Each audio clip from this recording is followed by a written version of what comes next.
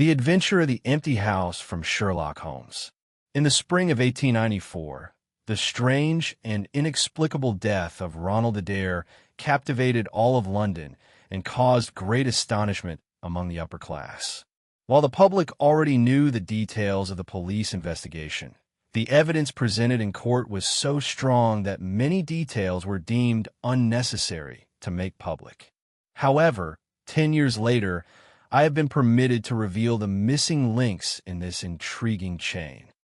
Although the murder itself is intriguing, it pales in comparison to this unbelievable ending. The ending I will describe gave me the greatest shock and astonishment of my adventurous life. Even today, after all this time, I am thrilled when I remember it, reliving the joy, astonishment, and suspicion that enveloped me that day.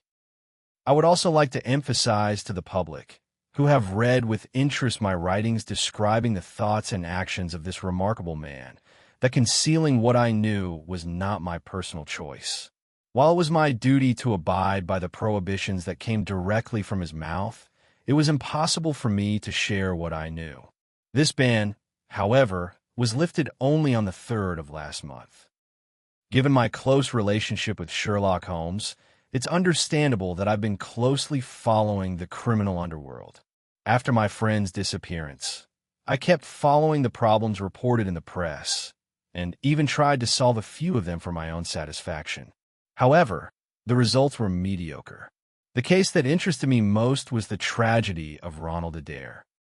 When I read the evidence in the police investigation showing that Ronald Adair was deliberately murdered by one or more people, I realized once again what a great loss Sherlock Holmes' death was for society. I thought that some aspects of this strange case were perfectly suited to Holmes. If my friend Holmes, Europe's greatest crime expert, were alive, his advanced observational skills and sharp mind could have helped the police in the investigation, or even done what they needed to do much earlier. Although I couldn't get this case out of my mind during my daily visits to the sick, I couldn't find a satisfactory explanation. Now, even if it means telling the same story twice, I will summarize the facts that emerged from the investigation here once more. Ronald Adair was the second son of the Earl of Maynooth, who was then governor of one of the Australian colonies. Adair's mother had recently returned from Australia for cataract surgery and lived with her son Ronald and daughter Hilda at 427 Park Road. Ronald Adair was raised in a distinguished family and, as far as was known, had no enemies or bad habits. He was engaged to Miss Edith Woodley of Carstairs, but this engagement had been broken off by mutual agreement a few months earlier. This event did not seem to have deeply affected Ronald Adair.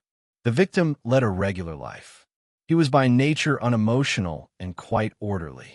However, this unassuming, mild-mannered aristocrat unexpectedly fell victim to a bizarre murder between 10 and 11:20 minutes into the night of March 30th, 1894. Ronald Adair was a frequent card player, though he never bet large sums. He was a member of the Baldwin, Cavendish, and Bagatelle clubs. On the night he died, he had played whist at the Bagatelle Club after dinner. He had also played there that afternoon. The testimonies of his fellow players, Mr. Murray, Sir John Hardy, and Colonel Moran, confirmed that Ronald Adair had played whist. However, according to them, the cards were evenly distributed, and Adair may have lost at most £5. For a rather wealthy man, this was an insignificant loss. Ronald Adair played almost daily at one of the clubs he belonged to, but he was known as a careful player and often came away with a win. According to police records, a few weeks earlier, in a game he played with Colonel Moran, he had won £42 from his opponents Godfrey Milner and Lord Balmoral. That was all that was written in the investigation documents regarding the victim's final days. He had returned from the nightclub at exactly 10 o'clock the night the murder took place. When he arrived home, his mother and sister were not there, as they had gone to visit a relative. The maid said she had heard Ronald Adair enter the first room on the second floor, which he often preferred as the living room. The maid had lit the fireplace before Ronald Adair arrived, but had left the window open because the smoke filled the room. There was no sound from the room until Lady Maynooth and her daughter returned at 11:20. The woman wanted to go into the room to say good night to her son, but the door was locked from the inside. She knocked and shouted, but there was no answer. She called for help, and they forced the door open. The poor man lay beside the table. The young man's head had been blown off by a dum-dum bullet, but no gun was found in the room. On the table were 2 10-pound banknotes and gold and silver, totaling 17 pounds and 10 pence. The money was in different amounts, in varying piles. On a piece of paper were the names of Ronald Adair's club friends, along with numbers next to them. Based on this, it was concluded that the young man was trying to calculate how much he had won or lost in gambling. Detailed investigations, far from helping to solve the case, only complicated it further. Firstly, there was no reason for the victim to lock the door from the inside. It was possible that the killer had locked the door and escaped through the window after committing the murder, but the window was at least 7 meters above the ground, and the blooming crocuses below were still there. The flowers and soil were completely undisturbed. There were no traces on the grassy strip between the house and the road. Therefore, it was obvious that the person who locked the door was the murdered young man himself. But how had he died? If someone had entered the room through the window, they would surely have left traces. Even if we assume the killer fired from the window, such a lethal shot with a handgun would require great skill. Moreover, Park Road was a busy area, and there was a rental car stand 100 meters from the house, and no one had heard a gunshot. However, there was a young man who was presumably killed instantly by a bullet that, after hitting him in the head, had a mushroom-shaped muzzle. That was the outline of the Parkway mystery. Interestingly, since young Adair had no known enemies, there was no clue as to who committed the murder and why. Moreover, the killer or killers hadn't attempted to steal the money on the table or the valuables in the room. All this information made the case even more intractable. All day, I was mulling over this information in my head, trying to come up with a coherent theory. I was trying to find the line of least resistance, the starting point of any investigation, as my late friend had said, but to be honest, I had only made minimal progress. Towards evening, I went for a walk in the park. By 6 o'clock, I was at the end of Parkway where it opens on Oxford Street. One of the idlers, all staring at the same window, pointed out the house I was looking for. A tall, thin man with colored glasses, probably a detective in civilian clothes, was explaining his theory about how the event happened to the people gathered around him. I approached as close as I could and listened to what he was saying, but I recoiled in disgust because his words were nonsensical. Just then, I bumped into the old man standing behind me, knocking his books to the ground. As I picked up the books, I caught the title of one of them. The Origin of Tree Worship piqued my interest. The old man must have been a bookworm, collecting rare books as a hobby or for work. I had tried to apologize to the man, but apparently the books I dropped were extremely valuable to him. Without saying a word, he turned and walked away with a haughty air, clenching his teeth. His bent back and graying sideburns disappeared into the crowd. My observations at 427 Park Road hadn't provided any solution to the problem I was working on. The house was separated from the main street by a wall with railings on top. Since the total height was less than 1.5 meters, entering the garden was child's play, but climbing to the window was impossible. There was no water pipe or anything like that a nimble person could climb over. Even more confused, I returned to Kensington. I hadn't been in my study for 5 minutes when the maid came and said someone wanted to see me. Interestingly, the person who wanted to see me was none other than that strange old book collector. The man stood before me, his white hair, his sharp, wrinkled face, his precious books, at least half a dozen, under his right arm. In his hoarse, strange voice, he said, "You seem surprised to see me, sir." I told him he was right. I am a man of conscience, sir. Seeing you limp into this house, I came in to see this polite gentleman. I wish to say that my behavior toward you was rude, though I had no ill intentions, and that I owe you a debt of gratitude for picking up my books from the floor. It was all right, I replied. May I ask how you know who I am? I can presume to tell you that I am your neighbor. I will be pleased to see you at my little bookstore on the corner of Church Street. Perhaps you're a book lover, sir. Look, here I have British Birds, Catchless, and The Holy War all at reasonable prices. 5 books would be enough to fill the empty space on that second shelf. Doesn't it look a little messy? I turned my head and looked at the bookshelf behind me. When I returned, I found Sherlock Holmes smiling at me across from my desk. I stood up, my mouth agape in astonishment. I don't remember the next few seconds. It must have been the first and last time I fainted. A gray mist appeared before my eyes. When I came to, my collar was undone, and there was that tingling sensation in my mouth from the cognac. Holmes was leaning over me, a bottle of cognac in his hand. In that voice I remembered so well, he said, "My dear Watson, I don't know how to apologize. I never thought you would be so affected." I grabbed his arm. "Holmes," I cried, "is that really you? Are you really alive? Did you really climb that terrible abyss?" "Slow down," he said. "Are you sure you're in a state to discuss these things? I've already startled you by appearing before you unexpectedly. I'm fine. No problem, Holmes. My God, I can't believe my eyes, Holmes. You're right here, alive and well." I grabbed his arm again, feeling that thin but muscular arm. "You weren't a ghost," I said. "My dear friend, you can't imagine how glad I am to see you. Sit down and tell me how you survived that hellish situation." He sat down opposite me and, with his usual nonchalant attitude, lit a cigarette. The old bookseller's frock coat was still on Holmes, but his white hair and books were on my desk. Holmes was thinner than before. The eagle-eyed look had faded. Apparently, he hadn't been living a very healthy life lately. "What a lovely thing it is to stretch out, Watson," he said. "It's quite difficult for a tall man to appear even a hand's width shorter. As for this explanation, I have a difficult and dangerous night ahead of me, and I need your help. Perhaps it would be better if I told you everything after I've finished this. I'm dying of curiosity. It would be better if you told me right away. Will you come with me tonight? I'll come whenever and wherever you want, just like in the old days. We'll have time to eat something before I leave. As for that cliff, it wasn't difficult to climb up because I actually never fell down." "You didn't fall down?" "No, Watson, I didn't fall. But the note I wrote you is real. When I saw that the only safe way out was blocked by Professor Moriarty, I lost all hope of getting out alive. I truly thought my career was over.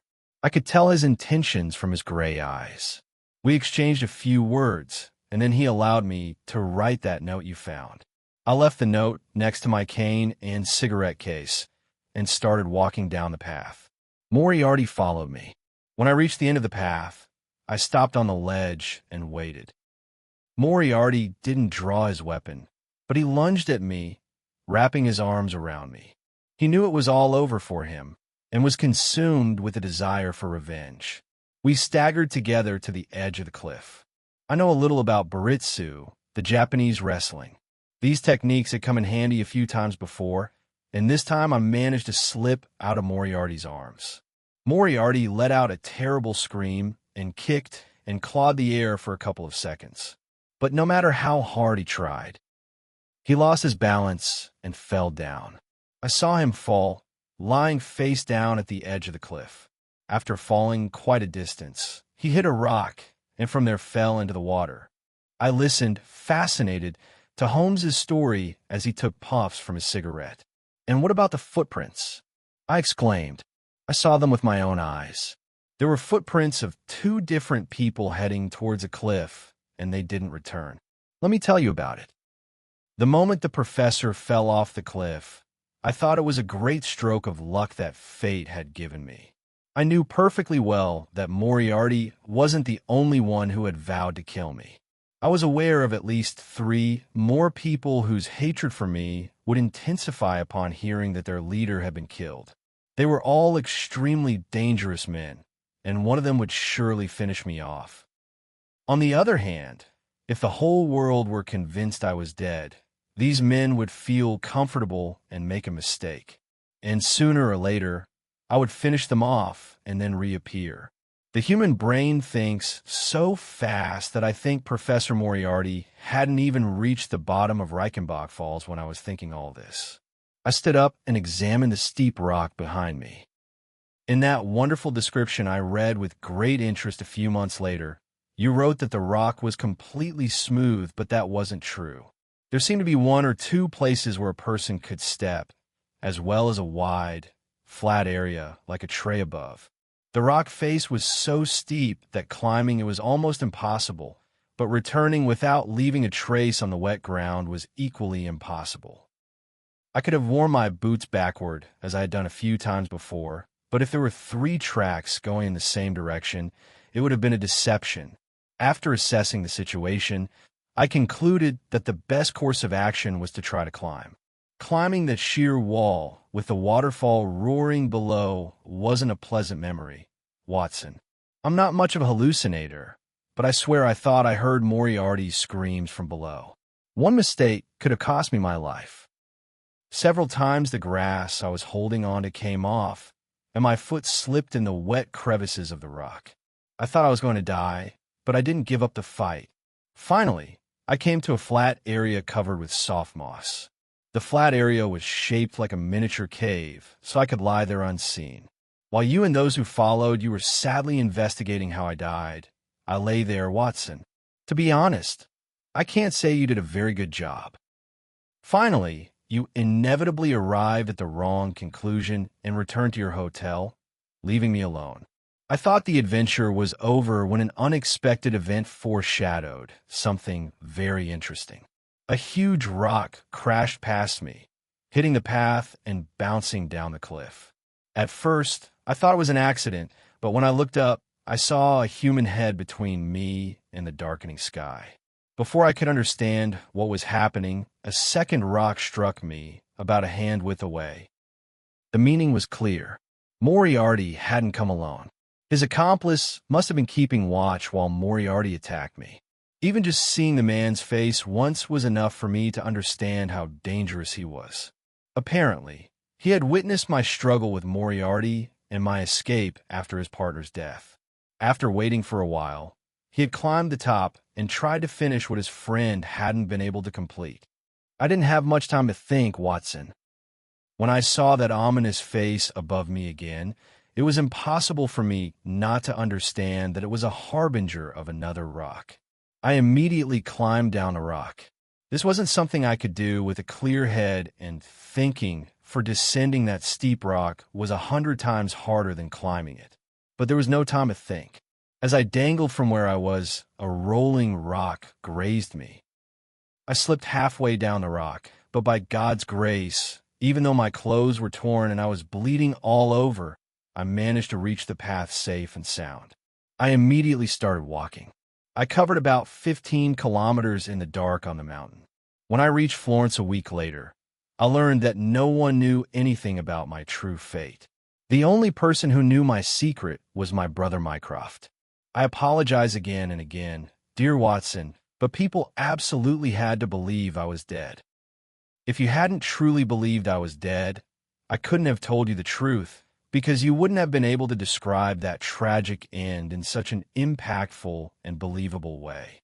For 3 years, I picked up my pen intending to write to you, but each time I refrained, fearing that our emotional bond would cause you to reveal my secret. Today, when you dropped my books, I immediately turned away for the same reason, because I was in danger. Your sudden surprise and emotional reaction could have drawn people's attention to me, resulting in irreversible and disastrous consequences. As for Mycroft, I was forced to confide in him because I needed the money. Events in London hadn't unfolded as I expected, and the court had released 2 of Moriarty's most dangerous members. These men were also my sworn enemies. That's why I wandered in Tibet for 2 years. While I was there, I also had the opportunity to go to Lhasa and spend a few days with the Dalai Lama. You may have read about the interesting discoveries of the Norwegian Sigerson, but I'm sure you weren't aware that you were actually hearing from your dear friend. Then I went to Iran, and from there to Mecca. Later I made a short but interesting visit to the Caliph in Khartoum and wrote about it to the Foreign Office. After returning to France, I conducted research on coal tar derivatives in a laboratory in Montpellier in southern France. Having received satisfactory results from this research and learning that I had only one enemy left in London, I was preparing to return when I learned of the Parkway mystery and rushed back to London. Aside from the case itself being interesting, it seems to offer me some personal opportunities.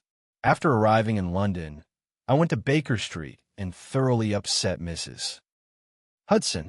When I entered the house, I found that the rooms and papers were kept exactly as Mycroft had.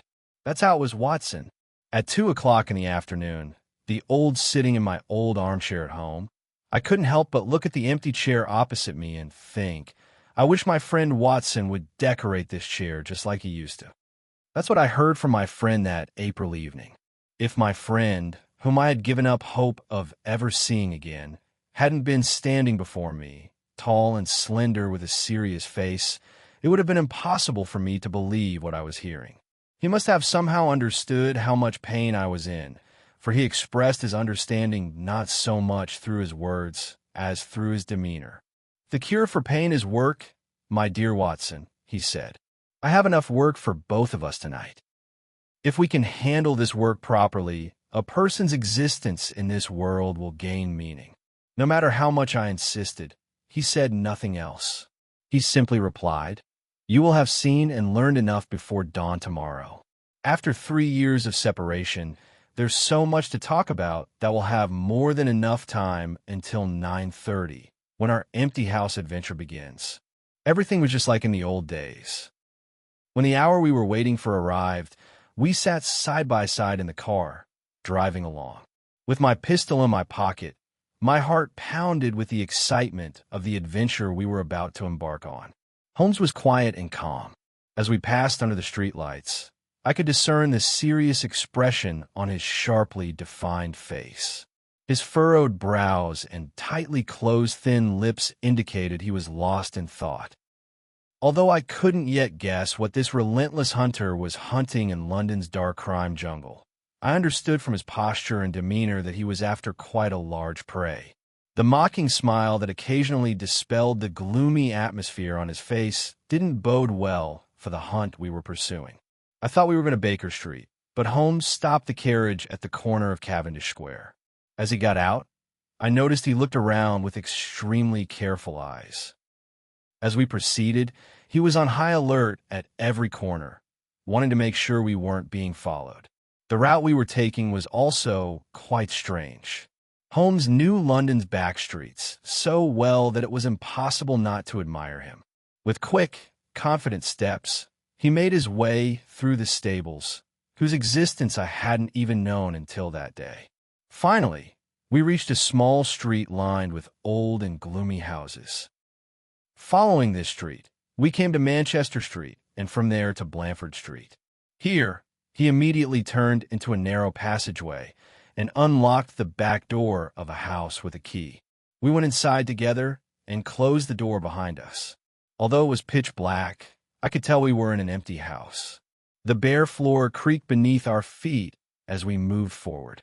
As I groped my way through, the wallpaper on the walls crumbled. Holmes, with his cold, weak fingers, grasped my wrist and led me down a long corridor. We walked, Holmes in front, me behind, until we saw the dim light filtering in through the glass above the door. Holmes suddenly turned right, and we found ourselves in a large, empty, square hall. While the corners were quite dark, the light from the windows facing the street provided some illumination in the center. Because there was no street lamp near the window and the glass was covered in a thick layer of dust, we could only make each other out as silhouettes.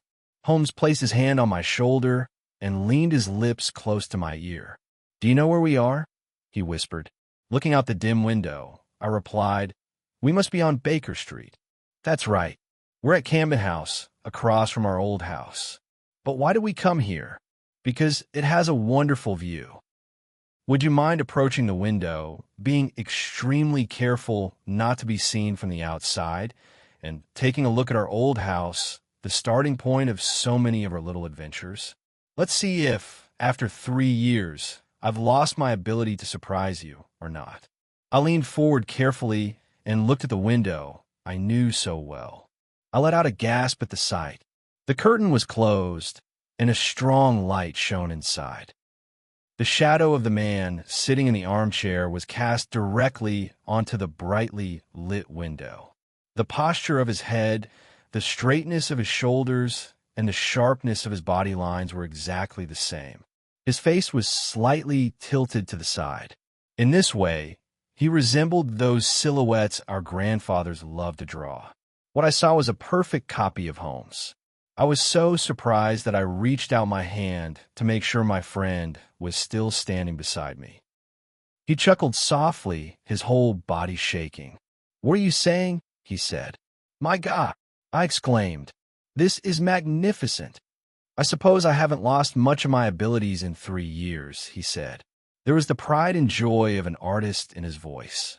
"It really does look like me, doesn't it? I could swear it's you."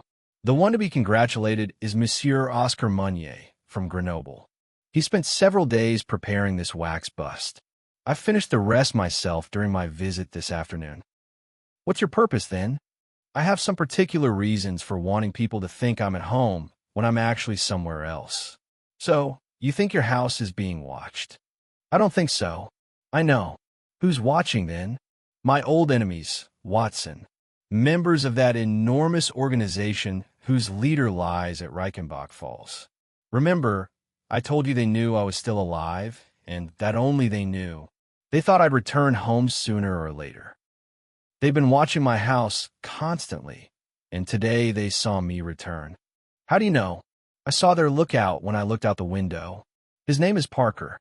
He's a harmless type, specializing in strangling people. He also plays the harp beautifully. I didn't take Parker very seriously, but I can't say the same for the man behind him. I'm talking about Moriarty's best friend, and he's the one who rolled the stones down on me. London's smartest and most dangerous criminal. He's the one after me tonight, Watson, but he doesn't realize we're after him."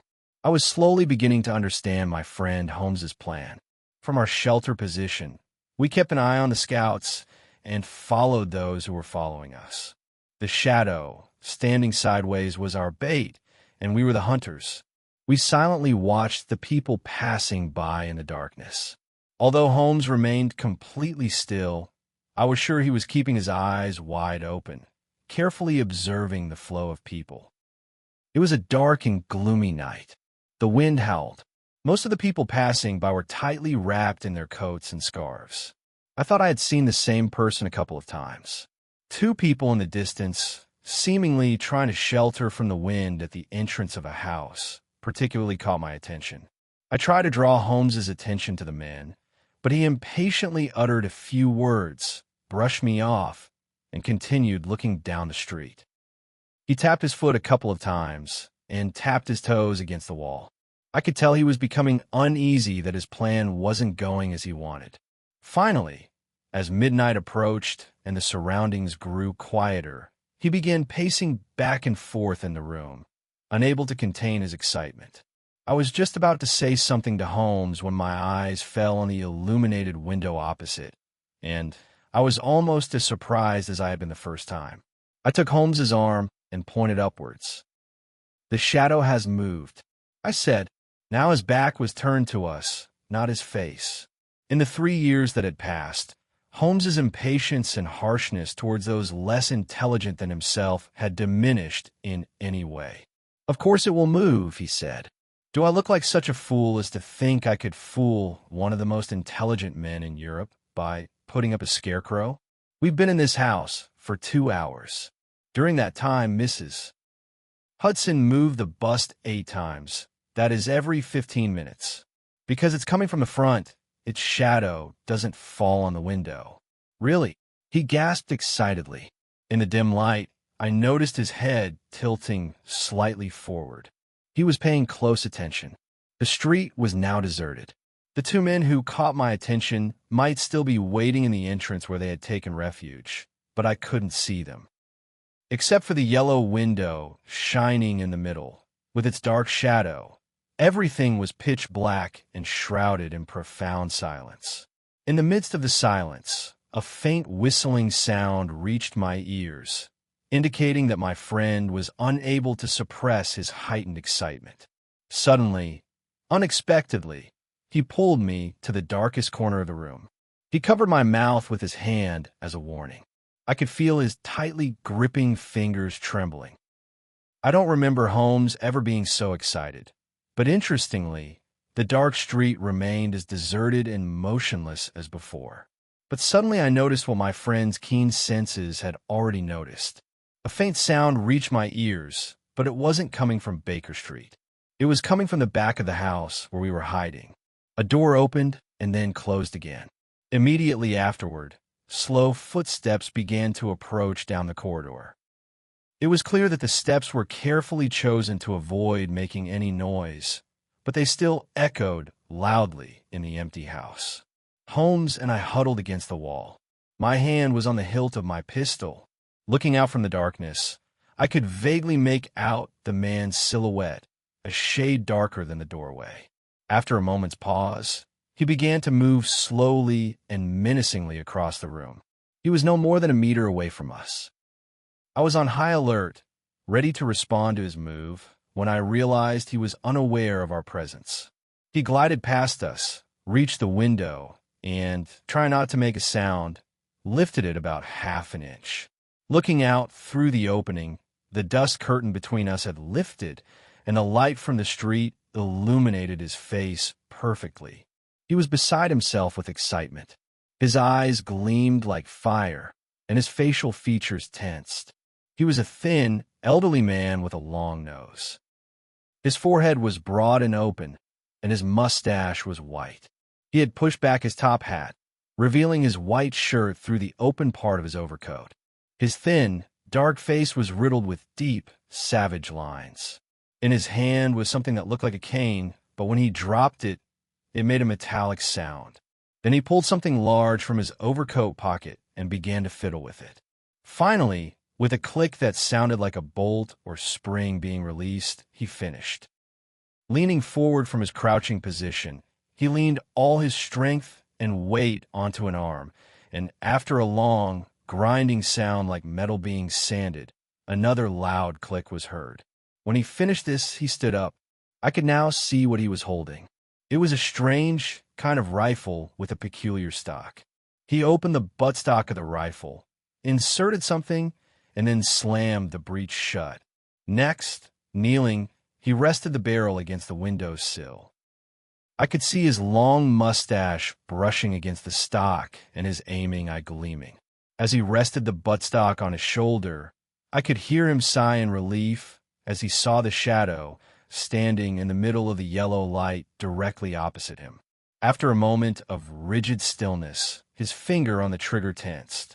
There was a strange buzzing sound, followed immediately by the sound of glass shattering.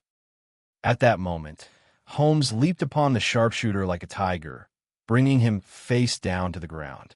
The man immediately jumped up and frantically grabbed Holmes's throat, but I quickly reached him and struck him on the head with the butt of my pistol, causing him to fall again. As I pounced on him and restrained him, Holmes let out a sharp scream. Following the sound of footsteps on the pavement, two police officers in uniform and a plainclothes inspector burst into the house from the front. "Is that you, Lestrade?" Holmes asked. "Yes, Mr. Holmes. I took on a case myself. It's good to see you again in London, sir. I think you need a little informal help. 3 unsolved murders in a year is a lot, Lestrade, but your approach to the Molesey mystery is as usual. I mean, you've handled it well." We all rose to our feet. The man, restrained by 2 burly officers on either side, was breathing heavily. A few vagrants had already begun to gather in the street. Holmes closed the window and drew the curtain. Lestrade brought out 2 candles. The police officers had also brought out their hidden lamps. Finally, I could see the man properly. Before us stood a face with extremely harsh features, yet equally repulsive. The eyebrows of a philosopher and the chin of a pleasure-seeker were all combined in one face. The man must have possessed an immense innate capacity for both good and evil. However, it was impossible not to perceive the most obvious signs of danger in nature when looking at his merciless blue eyes, his drooping eyelids, his mocking gaze, his wild nose that seemed ready to attack at any moment, and his menacing, thick eyebrows. The man paid no attention to anyone in the room. The only person he cared about was Holmes. He kept his eyes, filled with both hatred and astonishment, fixed on the famous detective. "You devil," he muttered. "You cunning devil." Holmes straightened his collar and said, "Not so long ago, Colonel. You know what they say in that old play? Lovers are reunited sooner or later. I suppose I haven't had the honor of meeting you again since you deigned to show me some concern when I lay on that rock at Reichenbach Falls." The colonel still stared at Holmes, as if hypnotized. "You cunning, cunning devil," he muttered. "I haven't even introduced you yet," said Holmes. "This gentleman is Colonel Sebastian Moran. He was once a sharpshooter in His Majesty's Indian Army. He is the finest marksman our Eastern Empire has ever produced. I wouldn't be exaggerating if I said that no one has yet matched your skill in hunting tigers. Would I, Colonel?" The angry old man didn't answer, but anyone who saw the way he looked at Holmes, with his wild eyes and bristling mustache, could tell he resembled a tiger. "I can't believe such a simple trick could fool such an experienced hunter," said Holmes. "It shouldn't be unfamiliar to you, actually. Weren't you the one who tied a little boy to a tree, hid in the treetop with your rifle, waiting for your prey to fall into the trap? This empty house we're in is my tree, and you're my tiger. And you probably had other rifles with you in case more than one tiger came, or some other mishap. And these," he gestured, "are my other rifles. As you can see, the situation matches perfectly." Colonel Moran grumbled angrily and tried to jump up, but the police officers pulled him back. "I must admit you surprised me a little," said Holmes. "I hadn't anticipated you would use this house and come this far to this window. I expected you to use the street where Lestrade and his cheerful friends were eagerly awaiting you. Apart from that, everything else went as I expected." Colonel Moran turned to the official detective. "You may or may not have a valid reason to arrest me," he said, "but at least I am not obliged to listen to this man's cynical words. If I am in the hands of the law, I want everything to be done according to the law." "You are right," said Lestrade. "Is there anything else you would like to tell us before you go, Mr. Holmes?" Holmes was busy examining the mechanism of the powerful air rifle he had picked up from the floor. "A unique and magnificent weapon," he said. "Silent and very powerful. I knew that the blind German technician von Herder had made such a weapon on Professor Moriarty's order, but I had never had the opportunity to hold this weapon, of which I had known for years. I entrust it to you, Lestrade, along with its ammunition, of course. You can be sure that we will take the necessary care of it, Mr. Holmes," said Lestrade, as we all moved towards the door. "Is there anything else you would like to say? May I know what charges you intend to bring against him? What shall we charge him with?" "Of course, we shall charge him with attempted murder of Sherlock Holmes, sir. No, Lestrade. I do not wish my name to be associated with this matter. The entire success of this important arrest, absolutely the entire success, belongs to you. I congratulate you, Lestrade. You caught him with your usual wit and courage." "Caught him? Whom have I caught, Mr. Holmes?" "You have caught the man the entire police force is after, Colonel Sebastian Moran. He is the man who, on the 30th of last month, killed Ronald Adair with a dum-dum shot from an air rifle through an open second-floor window at 427 Parkway. Here is the charge, Lestrade. Yes, Watson, if you can bear the wind coming through the broken window, we can go to my study and enjoy a cigar together. Thanks to Mycroft Holmes's watchful eye and Mrs. Hudson's care, our old house was as we had left it.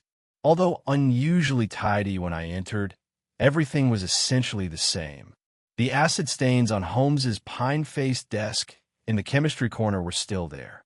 Those notebooks and reference books, which many would have enjoyed burning, were still in their places on the shelf. The diagrams, the violin case, the pipe stand, even the tobacco-filled slippers were all in their proper places. Two people were waiting for us inside. One was Mrs. Hudson, whose eyes lit up when we entered, and the other was that strange bust that would play an important role in our adventure that evening. The wax replica of Holmes resembled him so closely that it would not be an exaggeration to say it was an exact replica.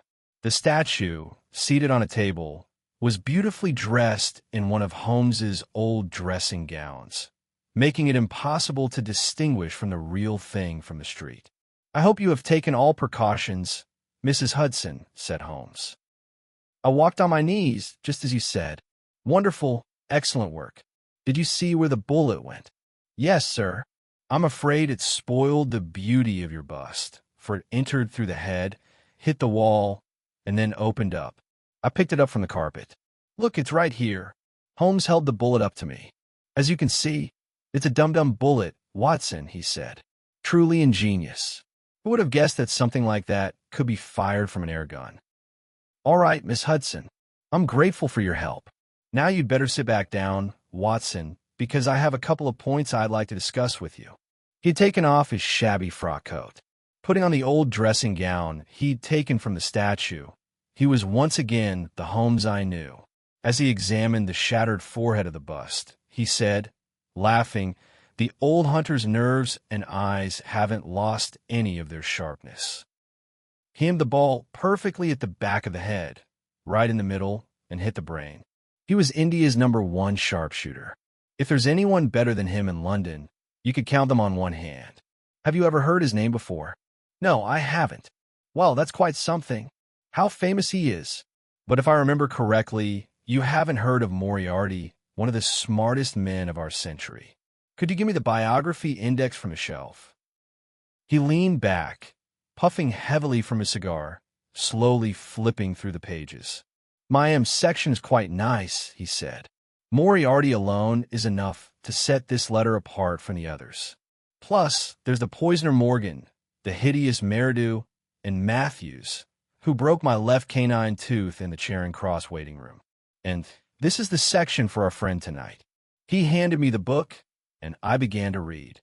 Moran, Sebastian, Colonel, unemployed. Last served in the Bangalore Engineering Corps. Born in London, 1840. His father was Sir Augustus Moran, former British ambassador to Persia. Educated at Eton and Oxford. Served in the Jawaki expedition and the Tsar Asiap, Sharper, and Kabul sections of the Afghanistan expedition. Authored Great Game in the Western Himalayas, 1881, and 3 Months in the Woods, 1884. Address, Conway Street. Clubs of which he was a member: Anglo-Indian Club, Tankerville Club, and Bagatelle Card Club. In the margin, a note was written in Holmes's legible handwriting.